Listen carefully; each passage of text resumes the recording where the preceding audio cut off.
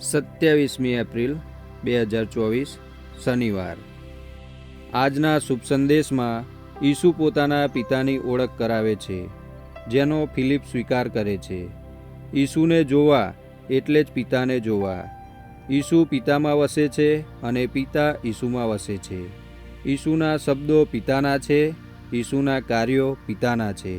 આજના પહેલા શાસ્ત્રપાઠમાં પાઉલ પિસિદિયા દેશના અંત્યોક શહેરના સભાગૃહમાં ઈસુની ઓળખ કરાવે છે।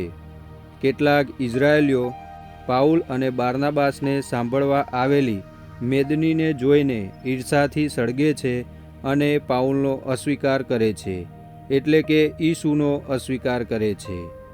ઈસુના થયેલા આ અસ્વીકારમાં પાઉલ અને બારનાબાસ ઇઝરાયેલીઓને છોડીને બિન ઇઝરાયેલીઓ તરફ વળવાનો ઈશ્વરી સંકેત જુએ છે।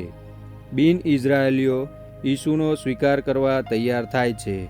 પાઉલના વિરોધીઓ કેટલીક ભાવિક અને મુભાદાર સ્ત્રીઓને અને શહેરના અગ્રગણ્ય માનવોને હાથા બનાવી પાઉલ અને બારનાબાસને અંત્યોક છોડવા મજબૂર કરે છે। પિતાની ઓળખ કે પુત્રની ઓળખ કરાવનાર તો છે જ, પણ એ ઓળખનો સ્વીકાર કરનારા કેટલા છે?